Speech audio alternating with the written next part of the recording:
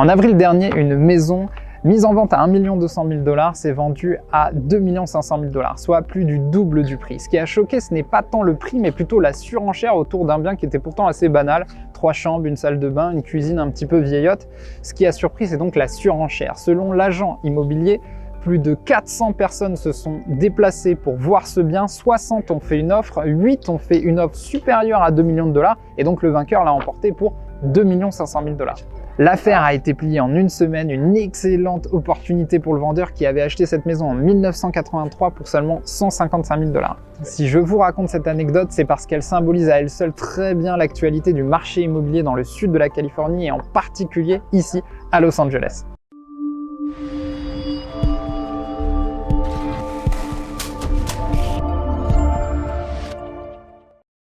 Bonjour à tous, Robin Cadillon, je vous retrouve ici devant le Griffith Observatory à Los Angeles pour faire une analyse de marché. On va voir un petit peu quels sont les prix à l'achat au niveau des marchés immobiliers, des différents quartiers de Los Angeles, au prix de la location aussi qu'on va étudier. Et enfin, le but derrière cette analyse, c'est discerner ce qu'il est intéressant de faire en matière d'investissement immobilier ici à Los Angeles. Comme lors de nos dernières analyses, en particulier si vous avez suivi la vidéo d'analyse de marché à Cleveland dans l'Ohio ou à Détroit dans le Michigan, on va reprendre quelques données, quelques statistiques pour comprendre déjà où on se situe, dans quel type de marché immobilier, afin de mieux pouvoir réfléchir derrière sur ce qu'on va pouvoir faire. Alors premièrement, la population, la Californie est l'État le plus peuplé des États-Unis avec plus de 40 millions d'habitants. Ici, Los Angeles concentre à elle seule 30% de la population, donc on est dans un endroit qui est très peuplé, mais surtout la notion qui nous intéresse, c'est celle de densité. C'est simple, ici avec plus de 5300 habitants par kilomètre carré, nous sommes sur l'agglomération la plus densément peuplée après New York, donc on est forcément sur un marché qui sera tendance haute avec des prix assez élevés. On va voir ça sur l'étude des autres composantes économiques. L'aspect sécurité, je passe rapidement sur ce point.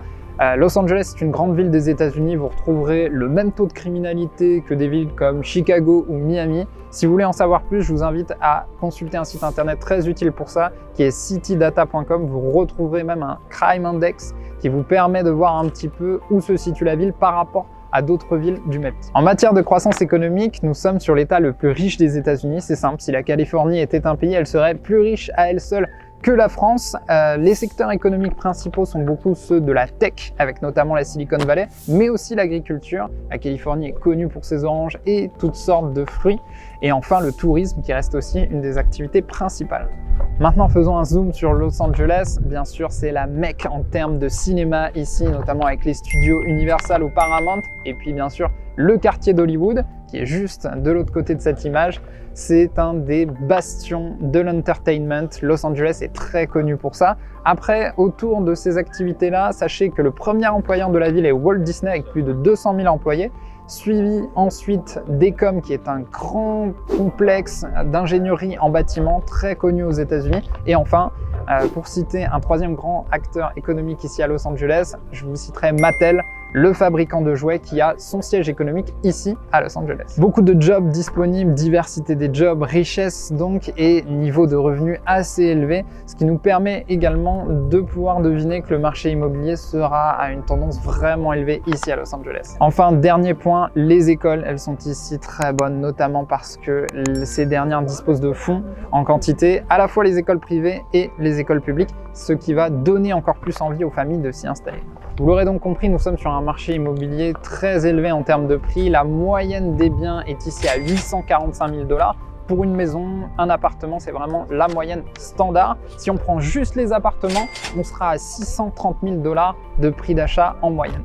Pénurie donc d'offres par rapport à la demande qui se répercute également sur le marché de la location immobilière avec des prix pour un studio tout simplement de 2 450 $ par mois. C'est le prix moyen pour un studio à Los Angeles. Pour un 2 pièces, il faudra compter 3 300 $ et pour un 3 pièces, on sera au-delà des 4 000 $ par mois. Pour vous donner un ordre d'idée des quartiers ici en termes d'immobilier, à la fois les plus chers et les plus abordables, prenons par exemple Beverly Hills, le quartier emblématique de Los Angeles. Le prix moyen ici à Beverly Hills, c'est de 4 millions de dollars à l'acquisition et de 6 000 dollars à la location. Si vous cherchez des quartiers plus abordables à la location, regardez du côté de El Sereno ou de Jefferson Park. Là-bas, vous pourrez trouver des moyennes de location aux alentours de 1300-1500 dollars. Au niveau de l'acquisition, des quartiers abordables comme Encino pourront être intéressants, où là, vous aurez une moyenne des prix de l'immobilier plutôt aux alentours des 650 000 dollars. Jetez également un coup d'œil à Playa Vista et Porter Ranch, deux autres quartiers où vous trouverez à peu près les mêmes prix à l'acquisition, plus abordables que la moyenne globale de Los Angeles, mais encore à un prix assez élevé. Maintenant qu'on a fait ce constat des prix très élevés à l'acquisition par rapport à la location, qu'est-il possible de faire en matière d'investissement? On le sait, sur ce type de marché mature, comme New York ou Paris ou Miami, les rentabilités pour de la location classique résidentielle longue durée sont assez faibles, aux alentours de 3 à 5%. Si on fait du Airbnb, on peut aller jusqu'à 6-7%, mais ce sera assez compliqué. Le règlement de copropriété des immeubles dans les condominiums est de plus en plus rigoureux. Les villes comme Miami ou Los Angeles durcissent aussi la possibilité de faire ces locations saisonnières. Donc l'essentiel ici des investisseurs se porte plutôt sur les opérations d'achat-revente pour réaliser de belles plus-values sur des quartiers qui émergent. C'est vraiment le cas classique de l'investisseur ici à Los Angeles. Chez USA Immobilier, on a opté pour une autre solution, celle d'acheter et de se porter acquéreur d'un immeuble de rapport. On a investi à plusieurs investisseurs dessus fin 2021, c'est au 1815 Ouest sur la 5e avenue, si vous voulez aller regarder un petit peu à quoi ça ressemble. On vous fera sur cette chaîne une petite mise à jour des rénovations et de l'avancée de ce projet que l'on a fait en partenariat donc avec une entreprise américaine qui nous a apporté son savoir-faire sur ce marché de Los Angeles. Ce sera avec grand plaisir et je vous donne rendez-vous sur cette chaîne pour ça. Sachez que l'intérêt de ce type de projet, c'est le ticket d'entrée parce que forcément, on est sur une fourchette de 25 à 50 000 dollars, ce qui permet à beaucoup de pouvoir rejoindre l'aventure sur ces fonds d'investissement en immeuble de rapport.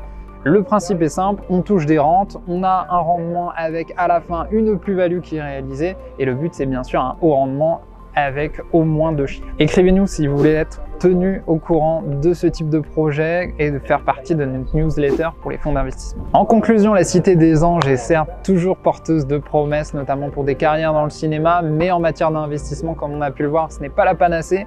Il y a beaucoup mieux à faire sur des villes émergentes des États-Unis. Il reste cependant certains créneaux où, comme ça, sur des immeubles de rapport, les prix sont beaucoup plus élevés, on a moins de concurrence à l'achat et donc l'opportunité de faire des choses intéressantes. Dernière composante et non des moindres, ici, la taxation est très élevée. La Californie est en réalité l'État où on paye le plus d'impôts.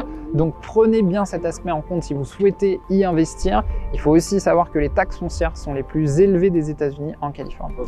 Merci beaucoup d'avoir suivi cette vidéo. Vous retrouverez tous les liens en description qui nous ont permis d'avoir ces différentes données sur les marchés immobiliers. J'aime bien vous donner un maximum de transparence afin que vous aussi vous puissiez faire votre propre analyse. Vous le savez, chez USA Immobilier, on est plutôt sur des prix en termes de rentabilité à partir de 10% net. Nous avons des produits disponibles en ce moment. Contactez-nous si cela vous intéresse. Et puis pour Los Angeles, vous pouvez nous faire des commentaires pour vos questions ou pour peut-être la prochaine ville que vous souhaitez que l'on analyse ici aux États-Unis. Je vous dis à bientôt.